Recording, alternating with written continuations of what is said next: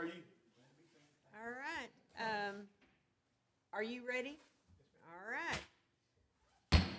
The time is 2:11, and the reinvestment zone number 4 for the City of Denison Board of Directors meeting is now in session. Ms. Fanchen, are you ready to administer our oaths? Yes, I sure am. Okay. All right, so if you'll stand up and raise your right hand and repeat after me. I, your name, I, Janet God, do solemnly swear do solemnly swear that I will faithfully execute that I will faithfully execute the duties of the office the duties of the office as a member of the Tax as a member of the Tax Increment Reinvestment Reinvestment Zone Number 4 Board of Directors for the City of Denison, Texas, for the City of Denison, Texas, and will, to the best of my ability, and will, to the best of my ability, preserve, protect, and defend preserve, protect, and defend the Constitution and laws the Constitution and laws of the United States of the United States and of this state. and of this state. So help me God. So help me God. Thank you.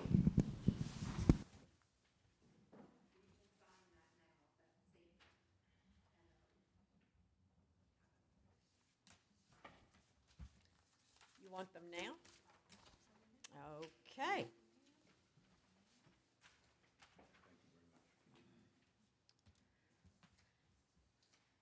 At this point in the meeting, it is appropriate to ask for public comments. Ms. Wallenstein, do we have any requests to speak?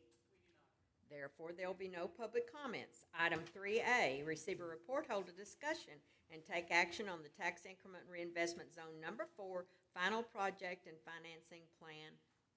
Ms. Wagner.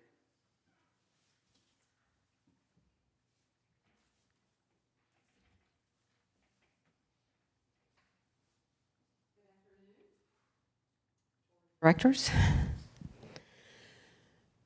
Let's see. I'll do the slideshow here in just a second. Just want to make sure we go through a few things first. I think you have there in front of you the Tax Increment Reinvestment Zone Final Project and Financing Plan.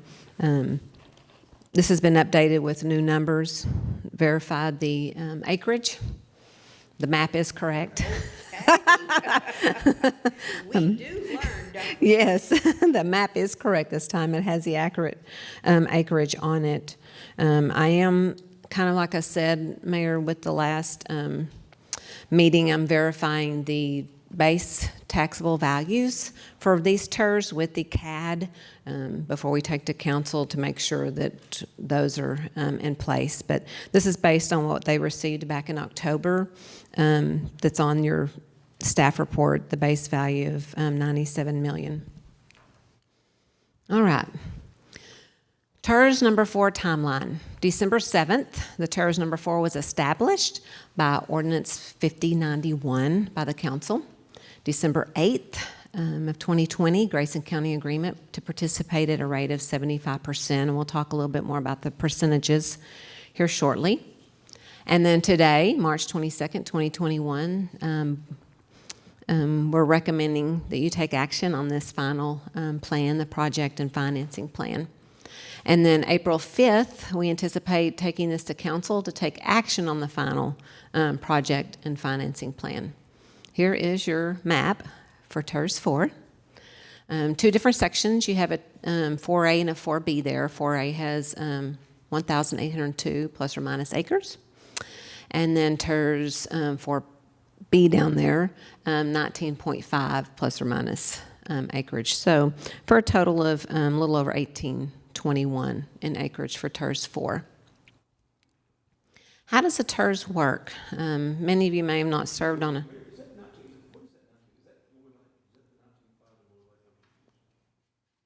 that wouldn't be. What's the 19.5 acres on 4B, Renee? Yeah, it's over there by Gateway. It's over by Gateway, okay. Yeah, that's further south. It's past the spur, kind of. See that? Okay. He's like, there's a little more acreage over there, right? That's what you were thinking.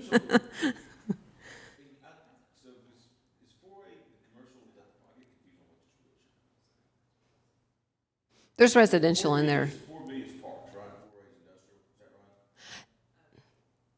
That has, yeah, has nothing to do with the TERS. I'll let Julie speak to that. That's just, I think they just labeled it 4A and 4B like that because there's two sections and they're not together. I think that's the only. TERS 4B, so it is TERS. Yes, It's one TERS, but the TERS has split two up in two geographic sections. areas. The boundary of a TERS is not required to be coterminous, No, which so it's not 4A and 4B, it's TERS number 4A. all to, Okay. correct, yes. correct. Right. Yeah, they just, no, that's fine. They're just not right there together, so they labeled them. It could have been TERS 1, TERS, anyway.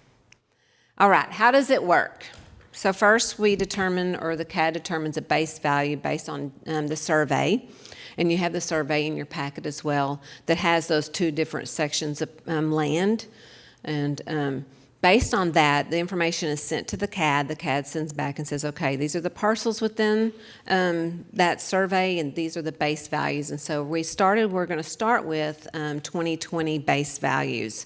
And that information is also in there, but I'll just let you know that the base values, based on the information I have today, is a little over 97 million. So that's where we would start. Our base values. Any growth above that, so what we'll do is with the 97 million, we'll start with that for 2020. When we get the new tax values for 2021, we will take that. The difference between those is your increment. I'll take the increment, divide it by 100, multiply it times a rate. Now that rate for the city and the county, well, for the city, let's talk about that first. So it says tax revenue on the increment is set aside for improvements, and that's what I'm talking about as far as the calculation.